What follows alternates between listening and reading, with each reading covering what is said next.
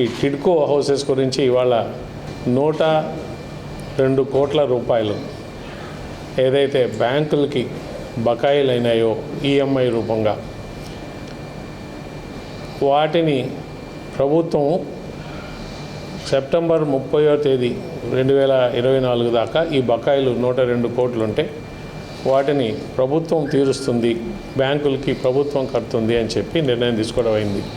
ఈ బకాయిలు ఎవరివయ్యా అంటే ఎవరైతే లబ్ధిదారులు ఉన్నారో, మీకు టిడ్కో గురించి అవగాహన కొంచెం కల్పించడానికి దీని స్కీమ్ ఏంటంటే 300 చదరపు అడుగులు ఒక రకమైన ఇల్లు, 365 చదరపు అడుగులు రెండో రకం, 430 చదరపు మూడో రకం 2 బెడ్రూమ్ హౌస్. దీన్ని ₹1,50,000 central government subsidy prime minister urban Awas Yojana కింద, 1.5 లక్ష స్టేట్ గవర్నమెంట్ సబ్సిడీ, 90,000 టిడ్కో ద్వారా సబ్సిడీ ఫర్ ఇన్ఫ్రాస్ట్రక్చర్, అంటే ఇల్లు కట్టడమే కాకుండా దానికి సంబంధించిన ఇన్ఫ్రాస్ట్రక్చర్ అంటే ఎస్టీపీస్, సూయేజ్ ట్రీట్మెంట్ ప్లాంట్స్ అయితే ఏమి, ఓపెన్ ఎయిర్ పార్క్స్ అయితే ఏమి, లోపల స్కూల్స్ అయితే ఏమి, మహిళా అంటే ఈ సూపర్ మార్కెట్స్ అయితే ఏమి లేదు, ప్రైమరీ హెల్త్ సెంటర్స్, ఈ విధంగా అన్ని సదుపాయాలకి ఇన్ఫ్రాస్ట్రక్చర్ కట్టి చేయడానికి ₹90,000 ఇంటికి టిడ్కో ద్వారా సబ్సిడీ ఇవ్వడం జరిగింది. 430 2 బెడ్రూమ్ హౌస్కి ₹1,00,000 లబ్ధిదారులు కట్టి ₹3,65,000 లోన్ వాళ్ళకి శాంక్షన్ అయితే, అటువంటి ఎవరైతే అర్హులు ఉన్నారో వాళ్ళకి ఇల్లు శాంక్షన్ చేయడం జరిగింది. టిడ్కో కాలనీస్ హ్యాండింగ్ ఓవర్ అని చెప్పి అంటే మనం లబ్ధిదారులకి అందచేయాలా అని చెప్పే ఒక ఏదైతే ఉండిందో దాన్ని కొంచెం స్వల్పంగా మార్పు చేసి, అయ్యా వాళ్ళకి అందజేయడమే కాదు, ఆ కాలనీలో ఇళ్లలో వాళ్ళు వచ్చి ఉండే విధంగా ఆక్యుపెన్సీ రేట్ పెంచాలా, టిడ్కో కాలనీలో ఇల్లు మనం కట్టించిన తర్వాత అక్కడే ఉండేటట్టు మనం లబ్ధిదారులు మనం ఏ విధంగా ఎక్కువ మంది ఉండేటట్టు చూడాలని చెప్పి దాని మీద కూడా కొంచెం మేము చేసాం.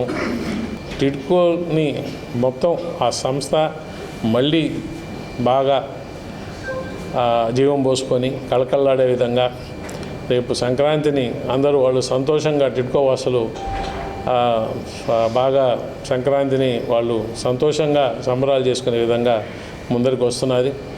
టిడ్కోకి మళ్ళీ లైఫ్ వచ్చింది. సో ఇవన్నీ జరుగుతున్నందుకు ఇవాళ స్పెసిఫిక్గా ఏదైతే ముఖ్యమంత్రి గారు, అలాగే డిప్యూటీ సీఎం పవన్ కళ్యాణ్ గారు, అలాగే మున్సిపల్ శాఖ మంత్రులు నారాయణ గారు వీటిని అర్థం చేసుకొని ఈ ప్రాబ్లమ్స్ సంబంధించిన ఫైనాన్షియల్ డిసిషన్స్ తీసుకొని ముందరకు పోవడానికి నిర్ణయించారు. ఏం చేసిందంటే 300 చదరపు అడుగులు వాళ్ళకి మీరు కట్టపలేదు, 2,65,000 ఏదైతే ఉన్నదో అది మీరు కట్టపలేదని చెప్పింది. సో దాని మీద మనం నిర్ణయం ఏం తీసుకోలేదు. కానీ దాని మీద మనం ఏం చేసామంటే దాదాపు ఒక 4,200 కోట్లు అదనపు బర్డన్ ప్రభుత్వం మీద పడింది. ప్రభుత్వం పరిశీలిస్తున్నది, చెప్పిన మాట మనం వెనక్కి పోకూడదని చెప్పి. ఇప్పుడు మనం 102 కోట్లు ఏదైతే కట్టామో అది ఈఎంఐలు సెప్టెంబర్ 31, 2024 దాకా వచ్చే ఈఎంఐలు. మెయిన్గా ఎవరికంటే 365 వాళ్ళకైతే తీయలేదు కదా, అది వాళ్ళే కట్టుకోవాలి. గవర్నమెంట్ ఓన్లీ 300 చదరపు అడుగుల వాళ్ళకి చెప్పింది. 365 చదరపు అడుగులు తర్వాత 430 డబుల్ బెడ్రూమ్ హౌసెస్ వాళ్ళ పేరు మీద లోన్లు తీసుకొని వాళ్ళకి ఇల్లు ఇలేదు, బట్ లోన్లు మళ్ళీ ఇవాళ కట్టుకునే పరిస్థితి వచ్చింది ఈఎంఐలు కాబట్టి, వాళ్ళ తరఫున ఈ సెప్టెంబర్ 30, 2024 దాకా 102 కోట్లు ఉంటే అది కట్టడానికి ప్రభుత్వం నిర్ణయించుకుంది.